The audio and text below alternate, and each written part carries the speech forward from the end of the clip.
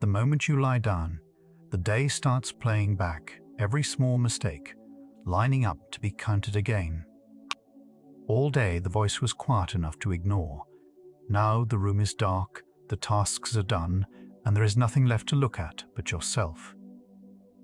The mind's self-focus tends to run louder in the dark, and the harshest words you own seem to save themselves for exactly this hour. You have probably called it just thinking, or worrying, or being honest with yourself. It is quieter than that, and older, and it has a shape that researchers have slowly learned to describe. Here is the part that turns it around. The voice swears it is keeping you sharp, guarding you against the next mistake, yet it is the very thing holding your eyes open. The more it presses, the further sleep drifts. Welcome to Psychology for Sleep. Tonight we follow that voice all the way down, not to argue with it and not to silence it, but to understand why it grows loud once the lights go out, and how a gentler kind of attention can loosen its grip. When you meet yourself with a little kindness, the body tends to soften along with it, the heart eases a touch, the breath steadies, the sense of alarm quietly stands down. One well-studied thread suggests self-kindness travels with calmer, easier sleep, while the harsh voice travels with the restless kind, though the science is still gently mapping how it all connects. Nothing here is forced. It is only allowed. Let your shoulders come down from wherever the day left them. There is nothing here to fix, and no one here to answer to. You are resting in the small, tender space between the voice and the one it keeps speaking to, the space where all of this begins. So let us start there, in the dark, with the first quiet thing the mind reaches, for the moment you finally stop moving. The first thing the mind reaches for, once the body finally goes still, is rarely a kind thought. It reaches for the ledger, the running account of the day's small failures. A clumsy sentence, a task left undone, a face you think you disappointed. Underneath everything tonight sits one quiet question. Why does that inner voice grow louder in the dark, and what could ever soften it? You do not have to answer it now. Notice only that the reviewing is not proof. Something is wrong with you. It is what a mind does when the day's noise drops away, and there is nothing left, at last, to hold its attention but itself. Listen closely to that late-night voice, and you may notice it does not merely remember the day, it grades it. Psychologists call this inner narration self-talk, the quiet commentary running under everything we do. By day, it can be neutral, even encouraging. In the dark, it often tilts toward the harsh end, reporting the same ordinary events as if building a case against you. What we know is that this critical slant is common, not a private defect, and it reveals a habit of narration rather than the truth of your worth. The events were real. The verdict laid over them at midnight is something else. A tone the mind learned, not a fact it discovered. Tiredness seems as if it should bring quiet, yet the mind can grow strangely busy the moment the body lets go. Sleep researchers describe this as pre-sleep cognitive arousal, a wakeful, thinking alertness that keeps running even as the muscles soften. The thoughts it serves up are seldom gentle. They tend to be unfinished worries and small reproaches, the residue the day was too crowded to process. This is why lying down can feel less like rest and more like a door swinging open on everything you set aside. The body has arrived at sleep's edge. The narrating mind simply has not yet been told that the day is allowed to be over. Somewhere behind the eyes, one moment from the afternoon keeps repeating, not the whole day, just the single scene you would most like to take back. This looping has a name, rumination, the mind circling a thought without ever resolving it, like a needle caught in a groove. Researchers link higher rumination with a longer time to fall asleep, and a lighter, more broken kind of rest. the loop can feel almost responsible, as though enough replays might finally repair the past. They never do. The replaying is not fixing anything. It is only keeping the lights burning in a room that is fully ready to go dark. A quiet room can be the loudest place a person ever lies down in. Through the day, the world hands you a steady stream of things to attend to: tasks, faces, screens, small errands that keep the mind occupied. At night, that stream runs dry. When the outer input fades, attention turns inward almost automatically, and the mind reaches for its most familiar subject, you.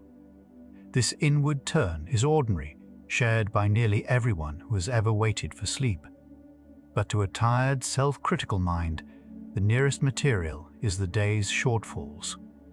The silence you hoped would settle you becomes the stage the inner critic was waiting for.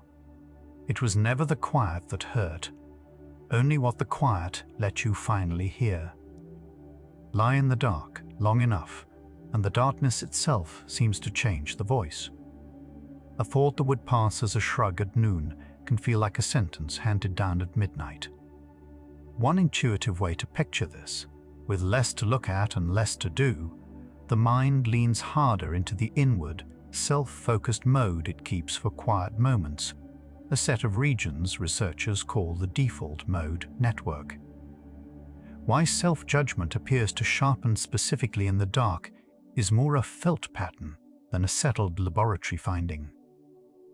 Still, the experience is real and widely shared.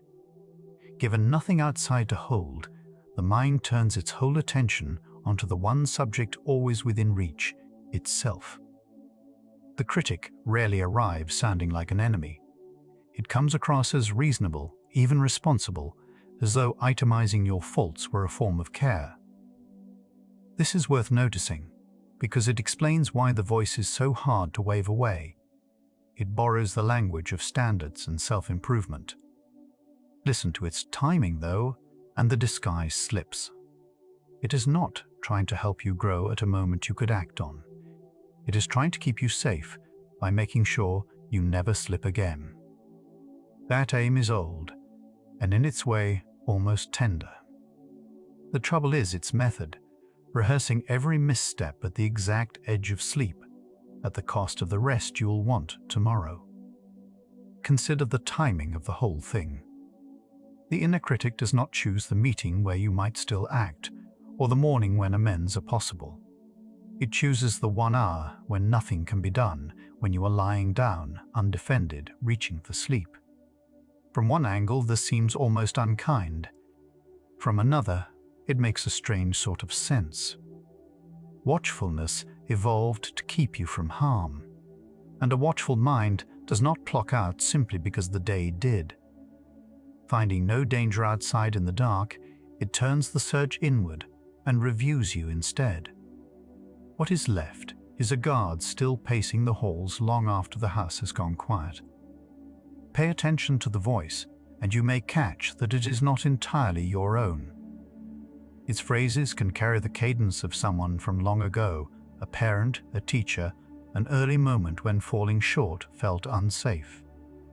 Researchers who study self-criticism describe it as largely learned, absorbed across years rather than born with us. That is quietly hopeful. Anything learned was once not there, and anything learned can, slowly, be relearned. Tonight, the point is only to notice. The harshness you take for the plain truth about yourself is, more likely, an old recording still playing in a familiar voice. You did not choose to install it, and you are not obligated to believe it. Look at what the harsh voice is actually trying to accomplish, and it turns stranger than it first sounds. Beneath the sting, it is often attempting to protect you, to catch your faults before anyone else can, to keep you ahead of rejection. Self-criticism, in this light, is less a punishment than an old and clumsy form of guarding. It made a certain sense once, in rooms where being caught out carried real cost. The difficulty is that the guard never learned when to stand down. So it keeps sounding the alarm about a day already finished, in a house where no one is coming, at an hour when the only thing left to protect is your sleep. At midnight, the critic's claims can feel less like opinions and more like plain facts about who you are. This is part of what gives them their weight. They do not announce themselves as one view among many. They arrive dressed as the truth. But a thought repeated often enough begins to feel true through sheer repetition, not through accuracy. What we know is that emotional intensity is a poor measure of how real a judgment is.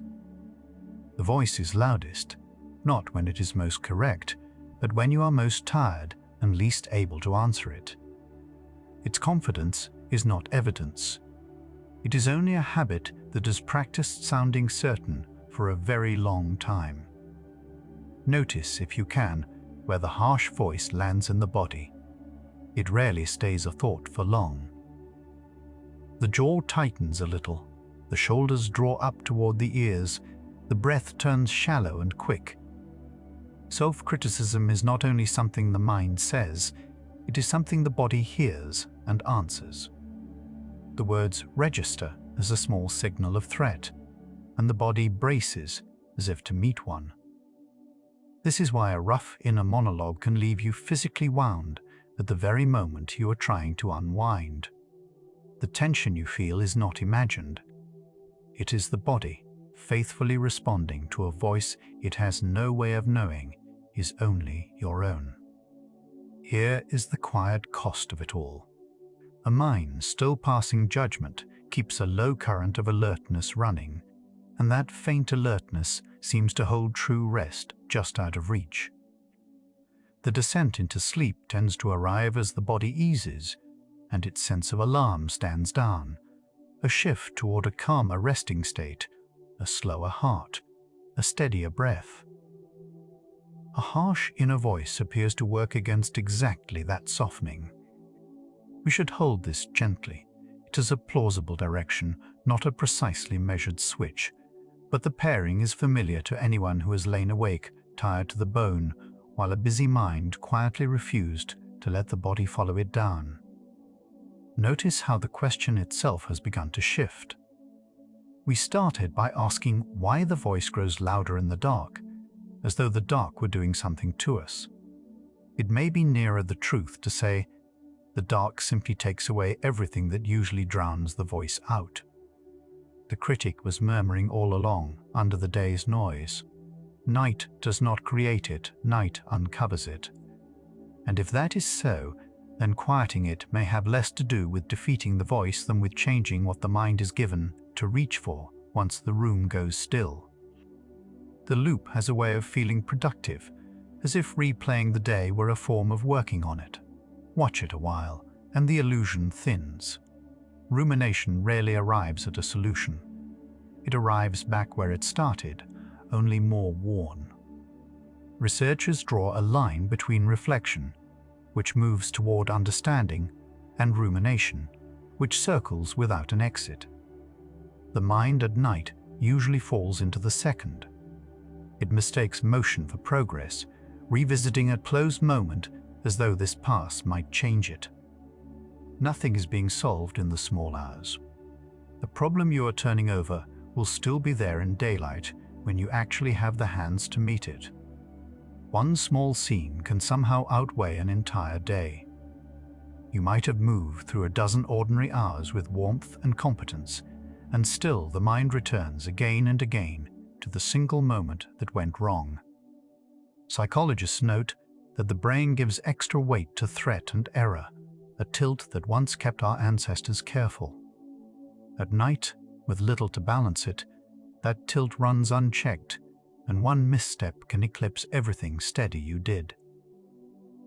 The distortion is not a flaw in your character. It is an old bias in attention, doing at midnight exactly what it was built to do, except now it magnifies a moment that no longer needs guarding against. Think back to a time someone spoke to you gently in a hard moment, and how the body answered before the mind did. The shoulders came down. The breath, without instruction, went a little deeper. Researchers who study comfort describe warmth and reassurance as signals the nervous system reads as safety, easing the same alarm that harshness sets off. This is worth holding on to tonight because it points somewhere useful.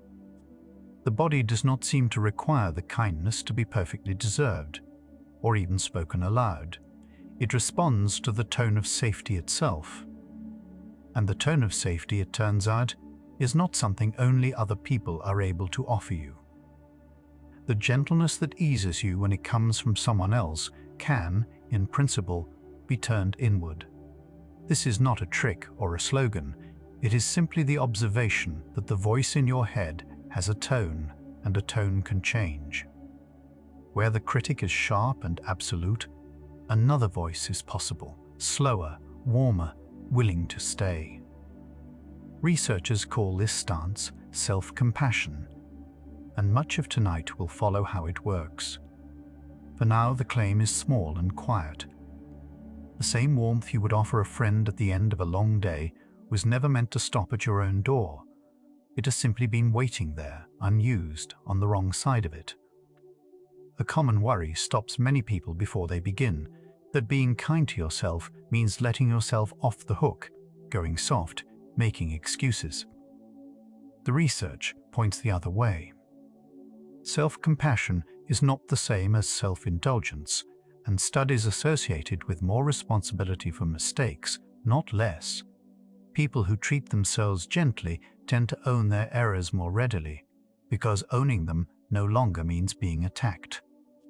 Kindness here does not mean pretending the day went well.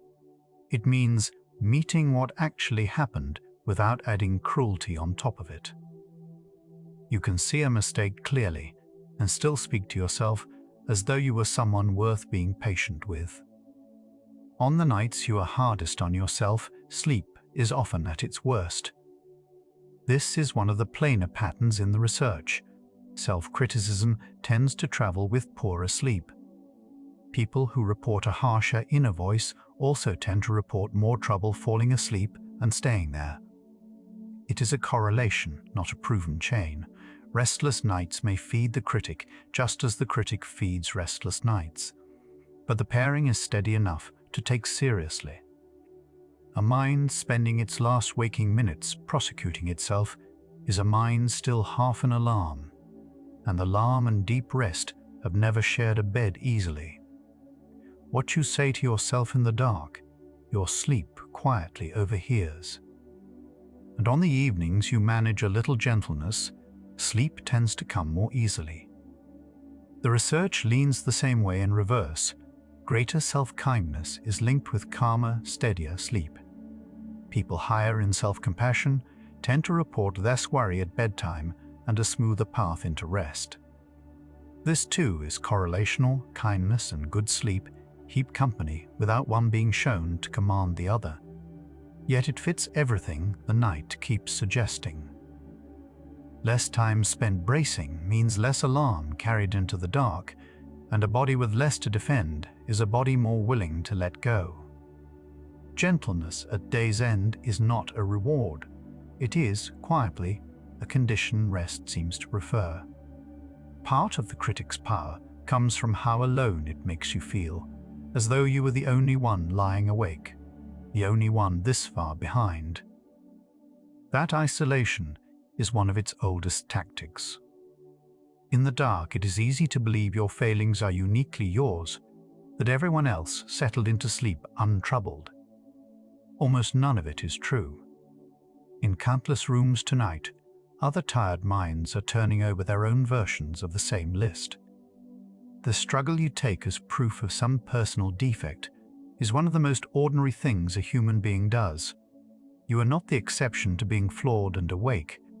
You are simply, for tonight, one more of us.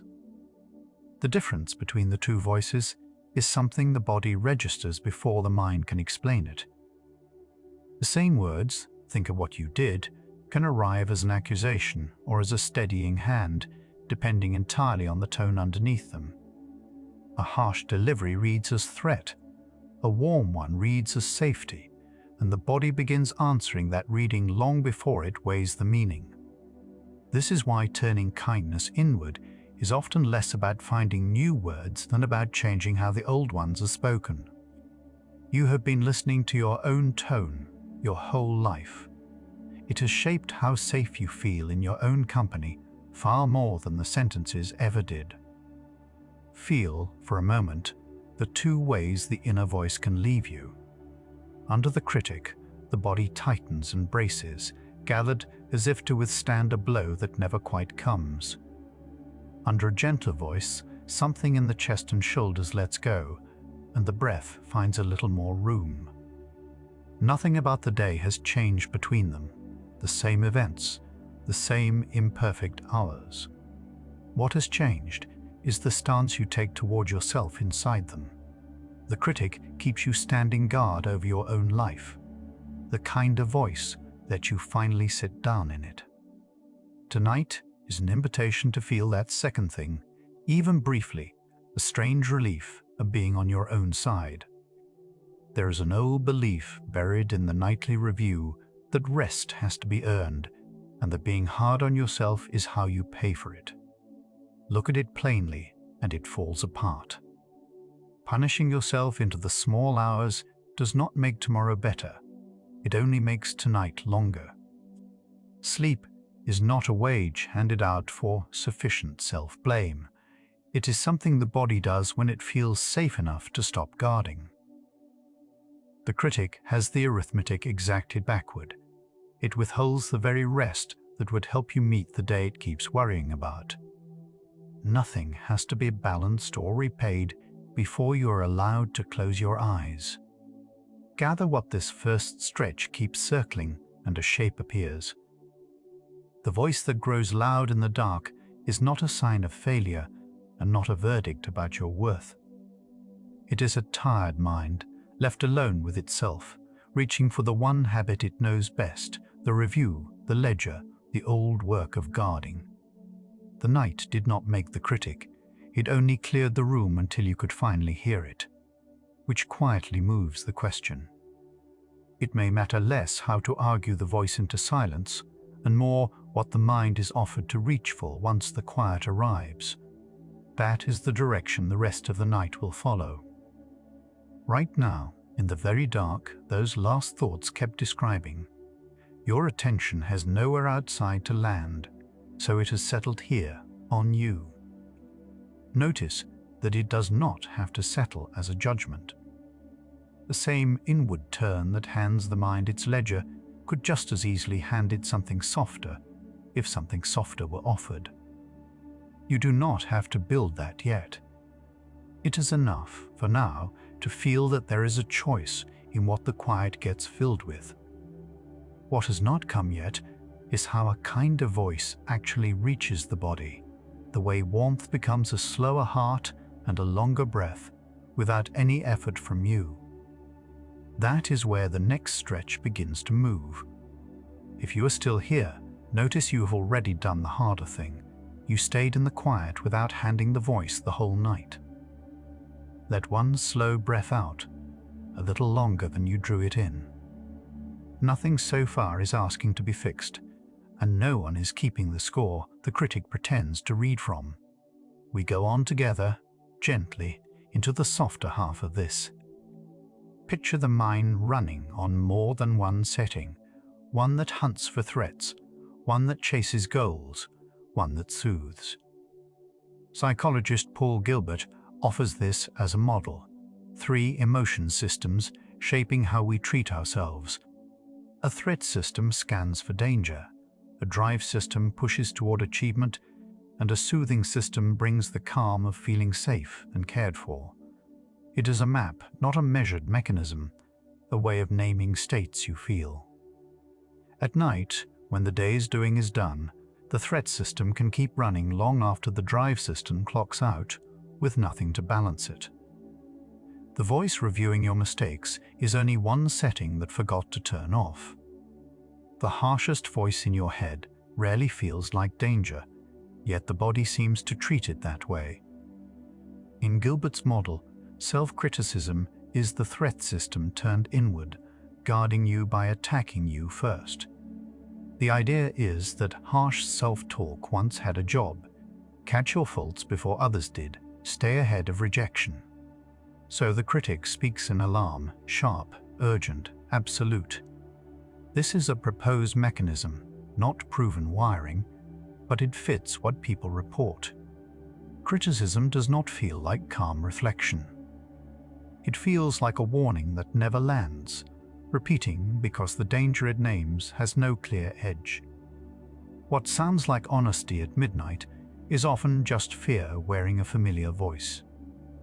Something shifts once the lights are off, and there is nothing left to do but lie there.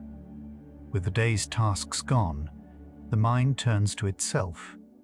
The self-referential drift researchers link to the brain's default mode network. During the day, attention points outward: work, people, demands that crowd the inner voice out. At night, that scaffolding falls away, and the mind's resting activity turns toward memory, self, and the unfinished. That the critic grows louder in this quiet is intuitive rather than something a lab has cleanly measured, but the pattern is familiar to almost everyone. The critic did not wait for night to arrive. The dark only stripped away what had been drowning it out. There is a particular loosening that comes when someone speaks to you gently, even about something you got wrong.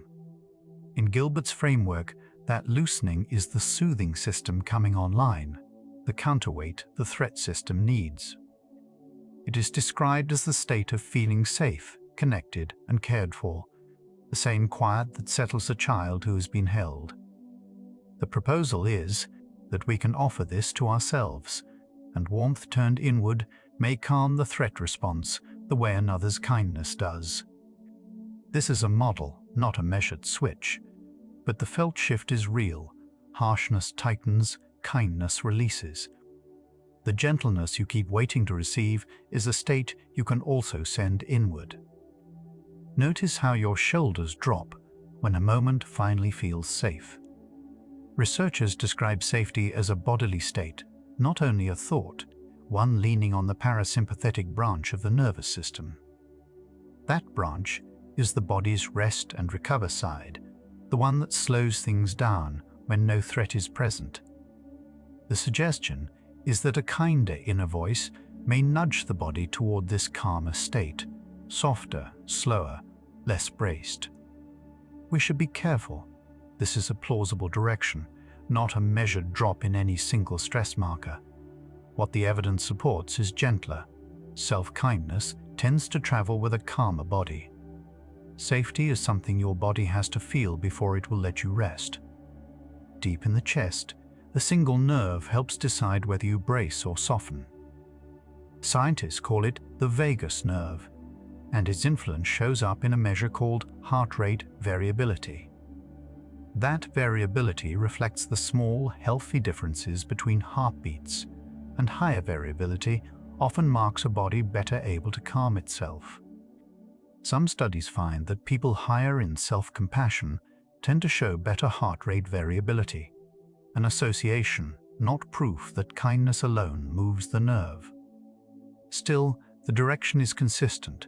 A self-relationship marked by warmth tends to sit alongside a nervous system that recovers more easily from the day's alarms. How you speak to yourself may echo, quietly, in the rhythm of your heart. Imagine a friend telling you the exact thing you tell yourself at 2 in the morning. Researchers who study self-compassion often start here with one question: would you say this to someone you love? Almost no one would. The words we aim inward, "You always ruin this," "You should have known better," are ones we would never hand to a struggling friend.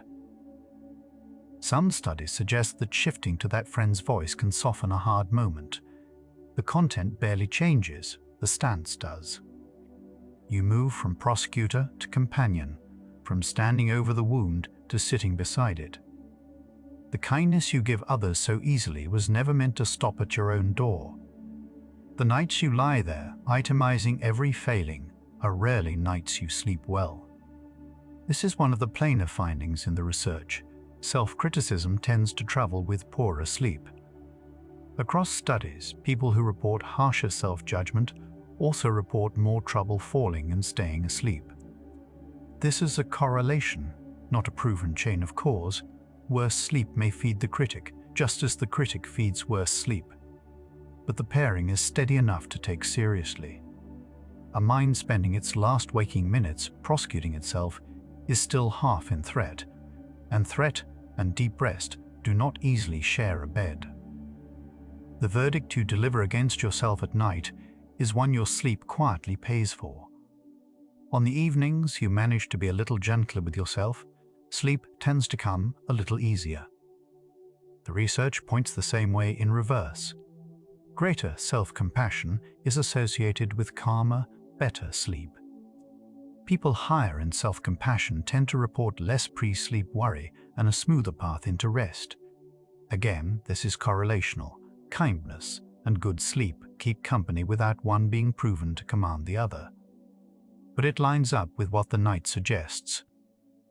Less time bracing means less arousal carried into the dark, and a body with less to defend against is more willing to let go. Gentleness at day's end is not indulgence. It is, quietly, a condition sleep prefers. The question we started with is quietly turning. We began by asking why the critic grows louder once the lights go out. Now the evidence leans somewhere gentler, toward what happens when a different voice is offered in its place, and whether the body can tell the difference. A small practice can be done lying in the dark, no moving, no fixing. Researcher Kristin Neff calls it a self-compassion break, built from 3 turns of attention. The first is to name the moment plainly. This is hard right now, instead of pretending it isn't. The second is to remember you are not alone in it, that countless others lie awake with their own version of this. The third is to offer yourself a kind word, the one you would give a friend. It asks nothing of the body but a change of tone, no solving, no earning. You do not have to leave the bed or the dark to begin treating yourself differently. Somewhere tonight, in a city you will never visit, someone else is staring at the same ceiling. Neff calls this recognition common humanity, and it is one of the quiet antidotes to the critic's favorite lie. The critic works partly by isolating you, insisting your failings are uniquely yours, that no one else is this far behind. Remembering the ordinariness of struggling, of lying awake, of getting things wrong, loosens it. This is less a measured mechanism than a shift in framing, but the relief is familiar. To feel part of a wider human pattern is to feel less on trial. The loneliness the critic sells you dissolves the moment you remember how many share this exact hour. Try to shove the harsh voice away and notice how it only pushes back harder. Psychologists describe a rebound effect. The more forcefully we suppress a thought, the more insistently it returns. Fighting the critic keeps you locked in the same threat system that produced it. Struggle is still arousal, still bracing. A fight the body reads as danger. Studies on thought suppression suggest that pushing a thought down often makes it resurface, sometimes louder. Kindness works differently. It does not argue or try to win, it simply changes the room's temperature. You stop feeding the fight by refusing to have it. The voice quiets, not because you defeat it, but because you stop treating it as an enemy. A hand resting on your own chest can feel, oddly, like being comforted by someone else. Researchers point to warm physical touch as one of the body's oldest signals of safety. Gentle, warm touch is associated with the release of oxytocin and a softening of the stress response. Much of this studied with touch from others and extended tentatively to touch we give ourselves. The suggestion is that a hand over the heart may borrow that same channel of reassurance. It is a soft claim, not a settled one. But the body seems to answer warmth before it answers words. Sometimes the kindest thing you can say to yourself is said with a hand, not a sentence. It is not always what the voice says, it is the tone it says it in. Researchers describe prosody, the melody and warmth of a voice, as carrying much of its weight. The same words can arrive as accusation or reassurance depending on tone. A soothing voice tends to be slower, lower, softer at the edges, and the body responds to that music before it passes the meaning. When you turn kindness inward, the shift is less about new words than a warmer delivery of the old ones. You are not writing a new script, only reading the familiar one differently. Your body has listened to your tone all along before it ever weighed your words. The body will not drift off while any part of it is still standing guard. Sleep scientists describe the descent as something the nervous system permits only when it reads its surroundings as safe. Drowsiness tends to arrive on the parasympathetic side, the branch that comes forward once threat recedes. The proposal tonight is that a gentler inner voice may tip the balance that way, lowering the hum of self-directed alarm. This is a direction more than a proven lever. The body's calm has many inputs, but it fits safety first, then softness, then the slow blur of sleep. You cannot force yourself into sleep, only make yourself safe enough that sleep is no longer kept away. The reviewing has softened a little, hasn't it? The day's list of faults sitting quieter now than when you lay down. Take one slow breath and let it lengthen on its own. Nothing here is asking to be corrected. We drift on together, gently. The bedroom goes quiet, and the voice that was busy all day finally has the floor. Almost everyone meets this same nighttime editor, the one that reviews the day and marks only the errors. Psychologists studying self-criticism describe it less as truth-telling and more as a habit of attention, a spotlight trained on flaws. It appears to grow louder at night, partly because the day's distractions have fallen away, leaving the mind alone with itself. This is not a private failing. It is one of the most common shapes a tired mind takes when the room is dark and there is nothing left to do but listen. Self-kindness is not a mood you wait to feel.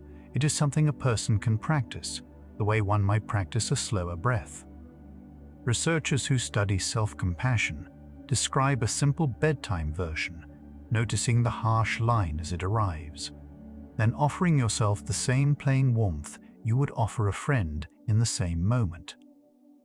Studies consistently link this practice with lower reported distress and easier rest, though the exact physiology is still being mapped.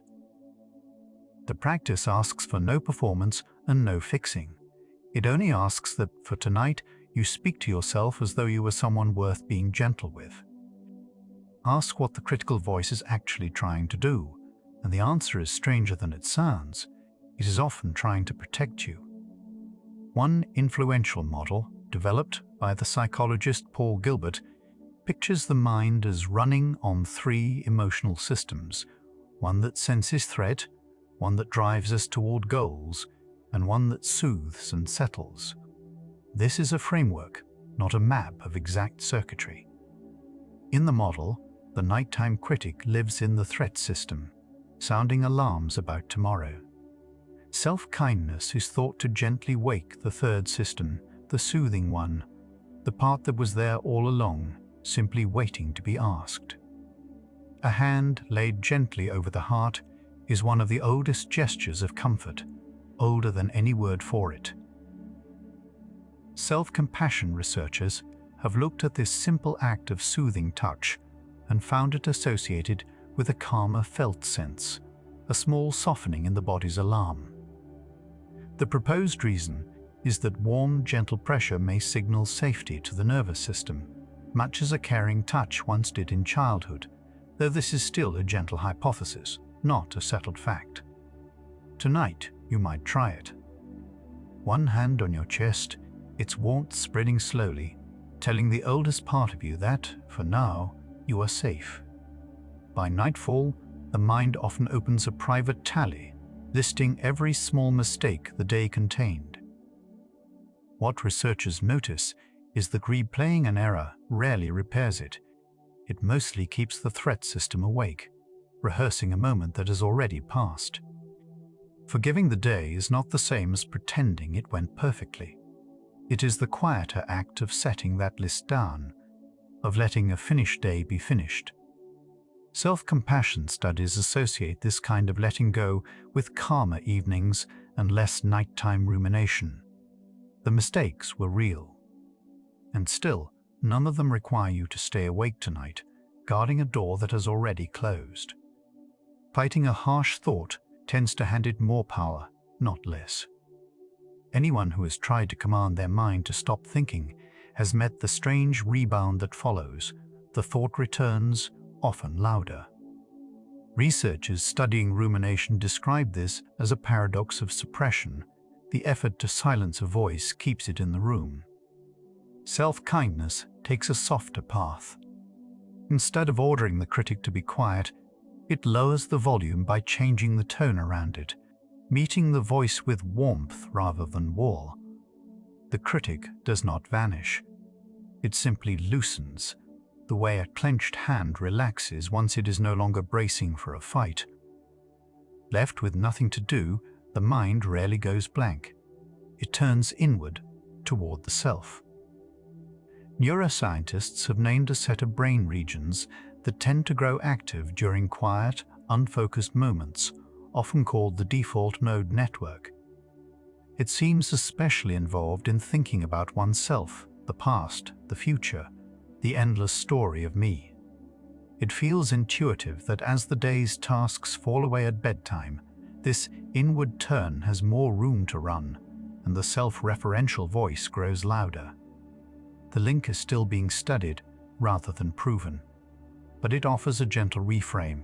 The nighttime critic may be less a verdict than a mind with nowhere else to point.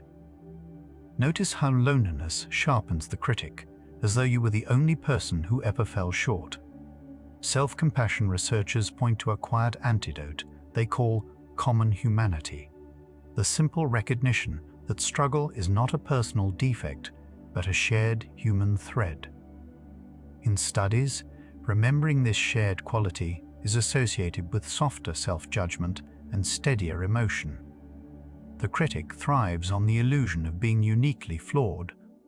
Common humanity gently dissolves it, placing your ordinary mistakes among the billions of ordinary mistakes made under this same night sky. You are not the exception to human frailty. You are simply, tonight, one more person learning to be kind to themselves. The body carries the day in more than thought. A braced, self-critical mind tends to stay subtly on guard, and researchers think that lingering alertness can make settling into sleep harder. Self-compassion appears to move things the other way. Rather than a measured drop in any single stress marker, what the evidence more gently supports is a shift toward the parasympathetic side.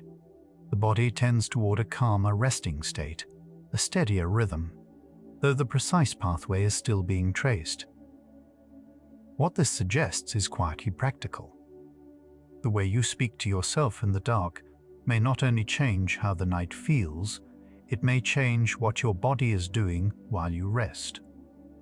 Something shifts when you stop trying to win against the voice and simply turn toward it, the way you might turn toward a frightened child at the end of a long day. Everything so far has pointed the same direction. The critic grows loud in the dark, not because you are failing, but because the mind, left alone, reaches for the self. The question has quietly changed. We began by asking how to quiet the voice, and it is beginning to look more like how to meet it. What the second half of tonight follows is the strangest part. Warmth may not silence the critic at all. It may simply make it unnecessary. What just turned? The sense that the voice in the dark might not need defeating, only meeting, is not only an idea to consider. You may be holding both things at once right now, the old habit of bracing against yourself, and the newer, stranger permission to be gentle instead. Feel where your hands are resting. If one of them has drifted toward your chest, let it stay. The rest of the night follows this softening, not a fight won, but a fight quietly set down. Let the voice be there, and let it be met. The voice that judges you in the dark can feel like it was born with you. Yet researchers who study self-criticism describe it as something learned, assembled slowly from the tones you grew up hearing. A child absorbs the way they're spoken to, and the mind keeps a copy of it. Over years, that copy begins to speak on its own, in a voice that sounds like yours. What feels like an honest inner witness is often an old recording, playing a script someone else wrote long before you could question it. It seems cruel that a part of your own mind would turn against you at night. But many psychologists see the inner critic as something that started out trying to protect you.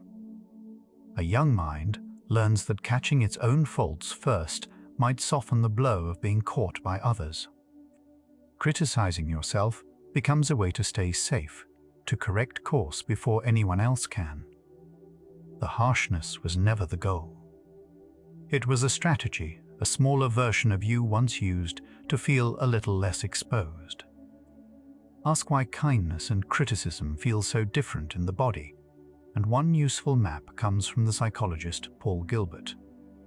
His model, and it is a model, a way of organizing what we observe, describes 3 emotional systems: one that senses threat, one that drives us toward goals, and one that soothes and connects. Self-criticism leans on the threat system, the same circuitry that reacts to danger. Self-kindness leans on the soothing system instead. Seen this way, the choice at night is less about willpower and more about which system you let speak. Notice how the critic seems to wake up the moment you lie down. During the day, tasks and people keep the mind occupied, giving the threat system less room to speak. At night, the distractions fall away, and what remains is a quiet the mind fills with a review. Nothing new has gone wrong. The day's mistakes were always there. It is only that now, in the stillness, there is finally space for that older, protective voice to be heard without competition. The dark did not create the critic. It only pulled the day's distractions away until that older voice had the floor. When the outside world goes quiet, the brain does not simply switch off. A set of regions, often called the default mode network, becomes more active, and this network tends to turn attention inward, toward memories, toward the self, toward what might have gone wrong. It feels intuitive that a mind left alone would drift into self-review, and that is roughly what seems to happen. The default mode is not malfunctioning at night. It is doing what it does when nothing else asks for your attention, quietly telling the story of you. The replay rarely solves anything, yet the mind keeps pressing repeat. Rumination is the name researchers give to this looping review of the same regrets and mistakes. Unlike problem solving, which moves toward an answer, rumination circles the same ground without resolving it. Each pass feels like it might finally settle the matter, so the mind tries again. But the loop was never built to close, it was built to keep watch. Understanding that the replay is a habit of attention, not a search for truth, is the first loosening of its grip. Being honest with yourself and being harsh with yourself are not the same thing, though they often wear the same face. Self-correction notices a mistake and points toward a better path. Self-criticism notices the same mistake and turns it into a verdict about who you are. One says, "That did not go well, and here is what might help." The other says, You always ruin things. Both feel like accountability from the inside. Only one of them leaves you able to change, the other simply leaves you smaller. Researchers who study emotion draw a quiet line between guilt and shame. Guilt tends to focus on a specific action, something you did that you wish you had done differently. Shame reaches further, folding the action into your whole identity, until the mistake becomes proof that something is wrong with you. Guilt can move you toward repair. Shame more often moves you toward hiding. The nighttime critic tends to speak in shame's voice, generalizing one moment into a story about your entire self. Naming that difference can take some of the weight out of the replay. Many people hold a quiet belief that without the harsh voice, they would fall apart, that criticism is the only thing keeping them honest. Yet studies of self-compassion complicate that story. People who treat themselves more gently do not, on the whole, become lazier or less responsible. If anything, they often recover from setbacks more readily because they spend less energy defending against their own judgment. The fear is that kindness lowers the standard. What the research suggests is closer to the opposite. Kindness frees up the strength that criticism was quietly consuming. The harsh inner voice does not stay in the mind. The body seems to listen too. When people are led to criticize themselves, researchers often observe signs of a threat response, a more guarded, activated state, the kind the body enters when it senses it is under attack. Self-kindness, by contrast, is associated with a calmer resting state. These are correlations more than proven cause, and the physiology is subtle. But it fits what you may already feel, that a cruel thought does not just sound bad, it lands somewhere in the chest and the shoulders. Correcting yourself does not require the alarm to sound. It is possible to look honestly at a hard day and still speak to yourself in a level, steady tone. The difference matters most at night, when the threat voice keeps the body braced and awake. A steadier inner voice lets you acknowledge what happened without triggering the same alarm. Nothing about the facts of the day has to change. What changes is whether reviewing them keeps you activated or lets you set them down and finally rest. The question has been quietly turning. We began by asking why the critic grows louder in the dark. Now the sharper question is what the body actually needs in order to stop bracing against it. Across a number of studies, people who score higher in self-compassion tend to report less rumination, less of that nightly circling over faults and failures. The relationship is correlational, so it cannot prove that kindness switches the loop off. But the pattern is consistent enough to be worth noticing. When the inner response to a mistake is understanding rather than attack, there seems to be less to defend against, and therefore less to replay. The mind that meets itself gently appears to have less reason to keep the review running through the night. A loop needs fuel to keep turning, and criticism is one of its steadier fuels.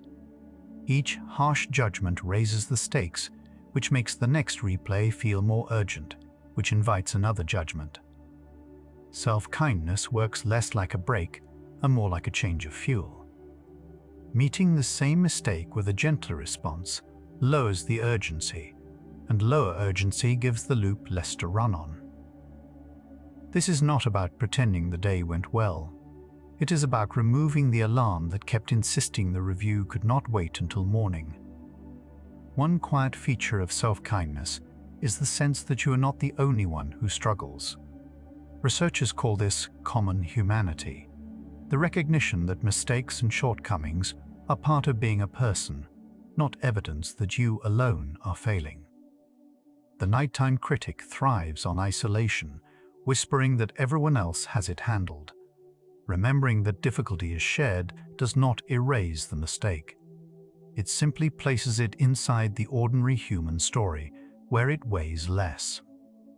What felt like a private verdict becomes one more instance of being human, like everyone else asleep tonight. Part of quieting the critic is learning to notice it without climbing inside. In studies of self-compassion, this is often described through mindfulness, the ability to see a harsh thought as a thought rather than as the plain truth. When the mind says you always fail, there is a small space in which you can register that a familiar voice is speaking without immediately agreeing. That space is where the loop loosens. You are not arguing with the critic or silencing it by force. You are simply declining to hand it the last word. Consider how differently you would speak to a friend who had the day you just had. Most people, faced with someone they care about, soften instinctively. They offer patience. They would never offer themselves. Researchers sometimes use exactly this shift as a way into self-compassion, asking what you would say to a friend, then turning those same words inward. It can feel unfamiliar, even undeserved at first. But the warmth you extend so easily to others is not a limited resource. It was always available to you, waiting to be pointed in your own direction. A kinder inner voice is not a mood you wait to arrive. It is closer to a path worn in by walking. The critic grew loud through years of repetition, and a gentler voice grows the same way, one small return at a time. Early on, it can feel forced, like reading lines in a language you do not yet speak. That awkwardness is not failure. It is what the beginning of any new habit feels like. Each time you choose the softer response, especially at night, you make it a little easier to find again. You do not have to silence the critic to begin. You only have to notice it. The habit of self-kindness often starts not with grand reassurance, but with a single moment of catching the harsh voice mid-sentence. In that catch, you can offer something plainer. This is hard, and being cruel about it will not help. Nights give many chances to practice because the critic reliably shows up.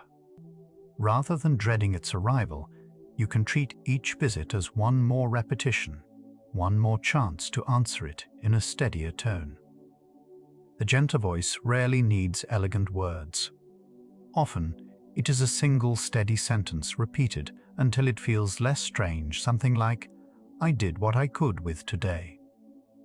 Researchers who teach self-compassion frequently start here, with short phrases a tired mind can actually hold. At night, when the day's review begins, one such sentence can become a place to return to again and again. It does not argue with the critic point by point. It simply offers the mind a different, quieter thing to rest on until the arguing loses its momentum. Kindness practiced once on a hard night rarely feels like enough. Its effect is easier to see over time, the way a small daily habit shapes a life more than any single grand gesture. Each gentle response is a quiet vote for the kind of inner voice you are becoming. None of them feels decisive on its own, but the mind keeps a running tally of how it tends to be treated, and slowly the default begins to shift. The voice you meet at midnight, months from now, is being shaped by the small choices you make tonight. When researchers look at self-compassion and sleep together, they tend to find a gentle association. People who are kinder to themselves often report sleeping somewhat better. The link is correlational, and sleep is shaped by many things, so this is a pattern rather than a promise. Part of the explanation may run through the mind at bedtime. Less harsh review, less rumination, fewer alarms sounding as the lights go out. A mind that is not bracing against its own judgment may simply find it easier to release the day and drift. Gilbert's map describes a soothing system, a way of feeling calm that is tied less to reward and more to safety and connection. When this system is engaged, the body tends toward a more settled state, the kind that makes rest feel possible. Self-kindness appears to be one way of reaching it, offering the mind the sense of being cared for even when the care comes from within. The measurements here are supple, and the science is still filling in. But the direction is consistent. Warmth toward yourself seems to help the body stand down. Safety is not only a feeling, it registers in the nervous system.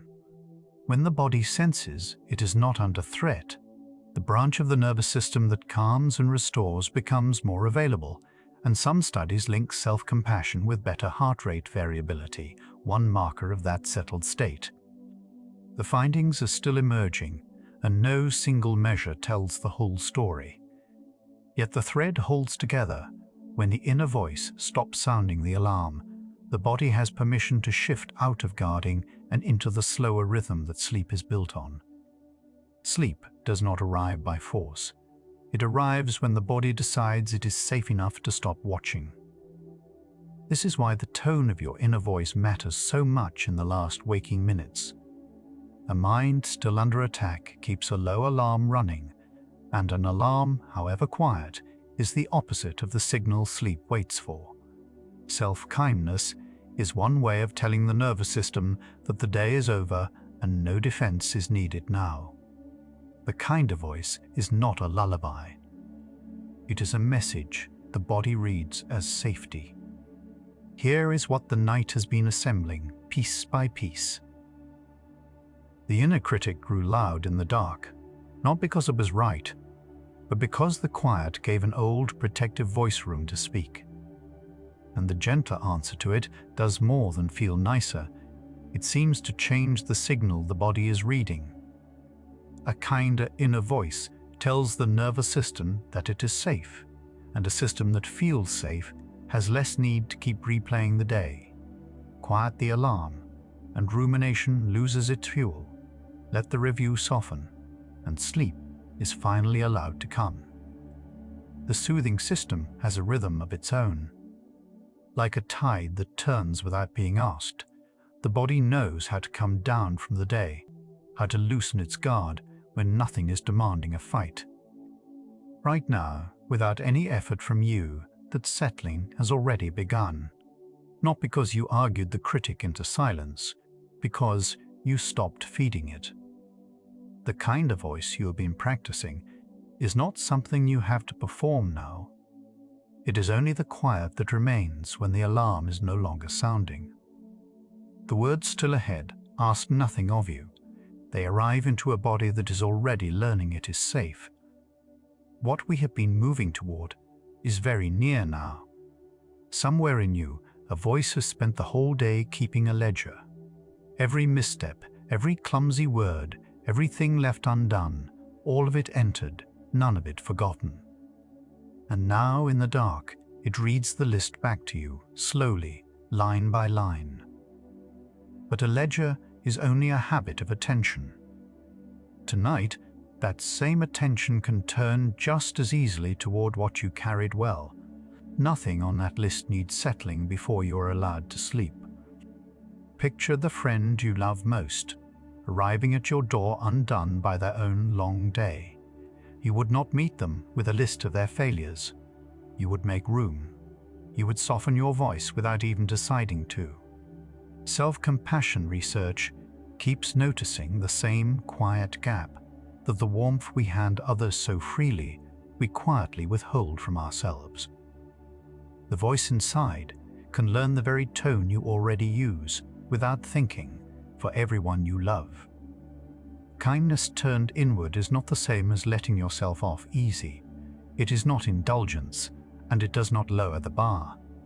In the research, it looks more like a steadier way of facing what went wrong, one that leaves you less afraid to look at it honestly. The gentler voice still sees clearly. It simply does not punish you for what it sees. Clarity and cruelty, it turns out, were never the same thing at all. The tenderness you give others so easily has an address inside you too. It is not a resource you have somehow run out of. It has only been pointed outward, all day long, at everyone but the one who is carrying it. Now the room is quiet, and there is no one left to tend but yourself. Let that tenderness turn, slowly, without hurry, toward the person who has been holding the flashlight for everyone else this whole time. When the day's mistakes replay behind your closed eyes, the mind believes it is solving something. It is not. Replaying a moment does not repair it, it only wears the same groove a little deeper. Researchers who study this looping call it rumination, and it tends to grow louder in the dark when nothing else is left competing for the floor. The loop can end right here, not by force, but by simply, gently, no longer feeding it. A softer sentence, repeated night after night, slowly becomes a different way of living inside your own head. The harsh one was learned somewhere from someone at some age you may not even remember anymore. And anything that was learned can be gently, patiently outgrown. You are not rewriting your whole history tonight. You are only choosing, in this one quiet hour, which of the two voices gets to say the last word before sleep. Self-compassion has been linked, again and again, to nights that come a little easier, less time lying awake, less of that wired, buzzing exhaustion. Exactly why it helps is still being pieced together, but the shape of the answer is becoming clear. The question was never only why the critic grows so loud at night, it was whether kindness could be the very thing that quiets it. And slowly, tonight, that has stopped being a question at all. The critic is not your enemy, and the truth is, it never was. It began as a guard, a young, earnest attempt to keep you safe by catching your faults before anyone else could. It learned its harshness in a harder time than this one. Tonight, it does not have to be silenced or fought or argued down. It can simply be thanked and told gently that the watch is over for now. Even a faithful guard is allowed to rest. Notice how the harshest voice always seems to speak in the second person. You failed, you got it wrong. You always do this. Some researchers suggest that meeting it in a warmer second person, the way a kind friend would, can loosen its grip. You do not have to win the argument with it. You only have to change who is doing the speaking. Let the friend answer just once tonight and hear how different the whole room suddenly becomes. You are allowed to be on your own side. This is not arrogance, and it takes nothing away from anyone. The world does not grow kinder when you are cruel to yourself. It only loses one more gentle person to exhaustion. Being on your own side is the quiet place where the rest of your kindness gets refilled. Tonight, softly, you are allowed to stand where you have always instinctively stood for the people you love. Warmth, it turns out, is something the body can feel from the inside. A hand resting on your own heart, or one slow breath, seems to invite a kind of ease into the nervous system. The soothing does not arrive because you argued your case well. It arrives because you finally stopped bracing. Let the bracing go now, muscle by muscle.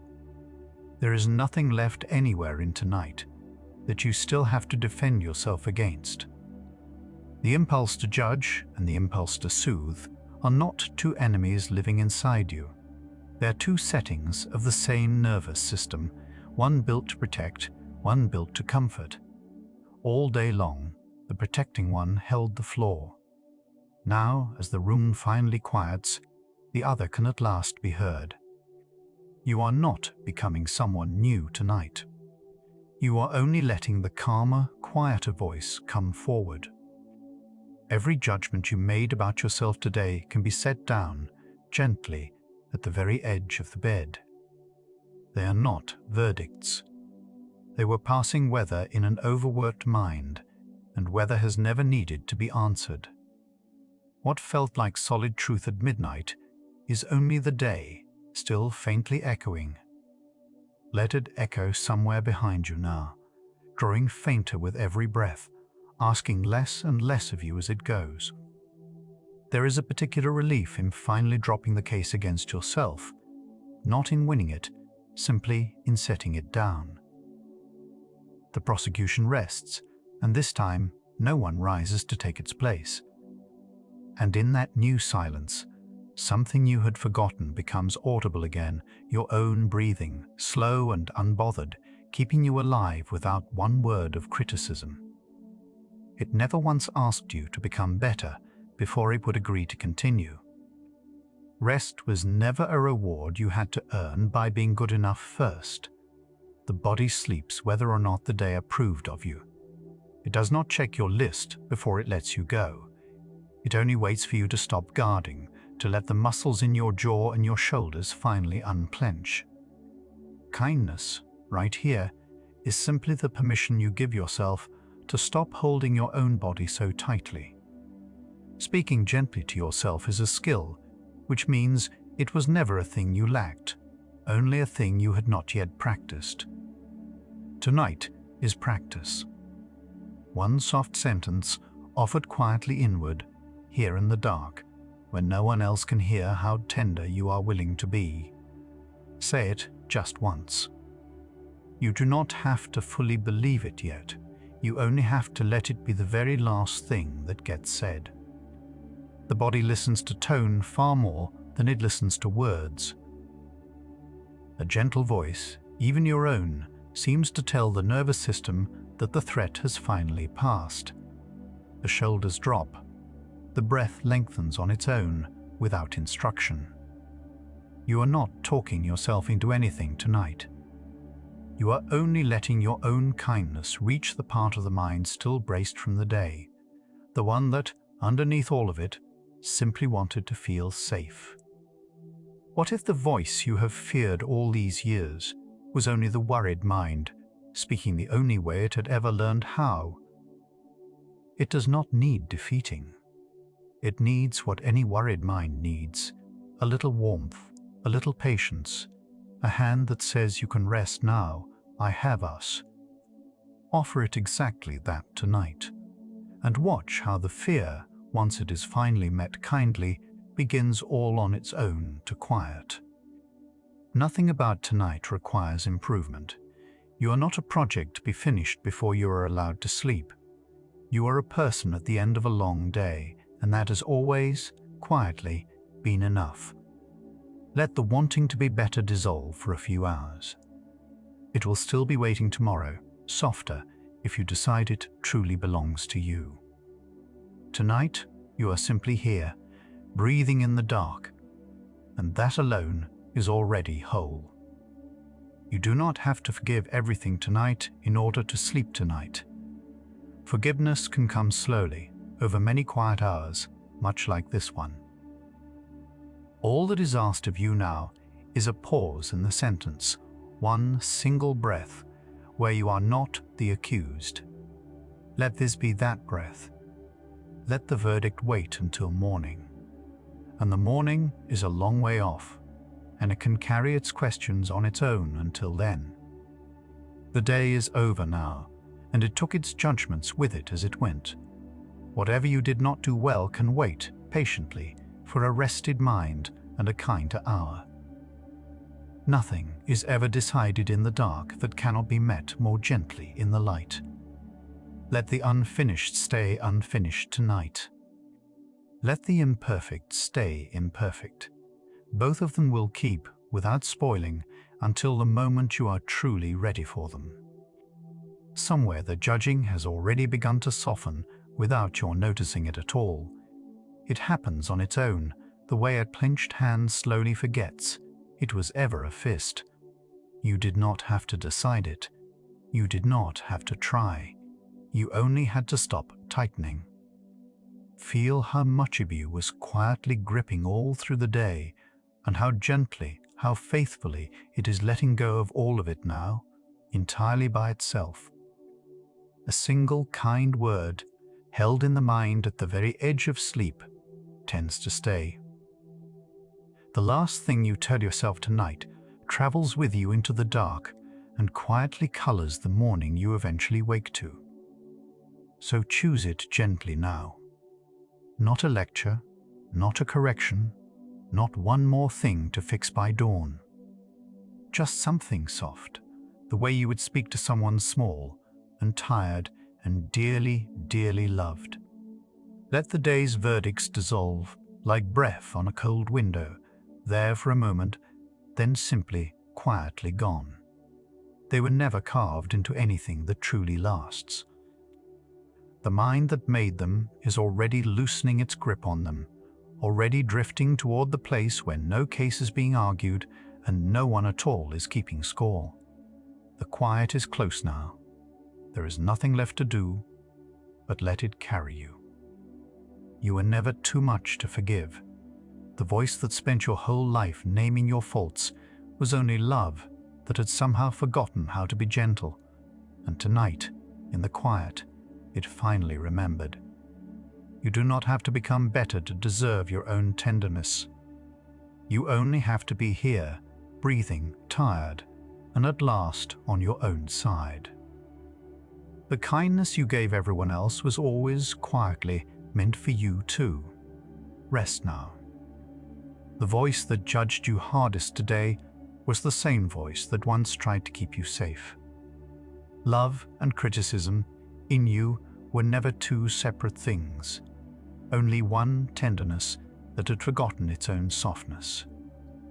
Feel where the day's weight still gathers, behind the eyes, along the jaw, in the breath that has stayed shallow for hours. Let each of those places be met now, not corrected. Simply met. Let your entire being dissolve into the warmth that arrives when the arguing finally stops, the soft, wordless quiet of a mind that is no longer keeping score of anything at all. There is nothing left to answer for tonight. The list the mind reads back to you in the dark was never the truth about who you are. It was only the day, still talking, in a voice too tired to be fair to anyone, least of all you. Tonight, you heard it differently. You heard that the harsh inner voice was only the worried mind, still braced from the day, and that it, too, has been waiting all this time to be spoken to gently. Nothing about you had to change for the criticism to soften. You only had to stop answering it as though it were a judge, and begin answering it as though it were a friend who had simply been afraid. And so the hour arrives where the reviewing quietly ends, not because every mistake was solved, but because, for the first time in a long while, you turn toward yourself with the same tenderness you have always turned toward the people you love. The science of healing has been returning to one quiet ground from many different directions, the places where being gentle with yourself turns out to be the very thing that mends. The next hour follows it further, into a softness that tonight only began to reach. That hour is waiting whenever you are ready for it. You can allow these thoughts to settle now, like a voice that has finally said everything it came to say, and is content, at last, to be quiet. Let your shoulders come down from where they have been holding the whole day's verdict. If sleep comes, let it carry you to the part of the night where no one is keeping score and nothing about you is on trial. If your eyes have already closed, there is nothing left tonight worth opening them for. Rest well, gentle mind. The voice that was hardest on you was only love that had forgotten how to be soft, and tonight, quietly, you helped it remember. Where the science of healing becomes the softest place to fall asleep. Good night,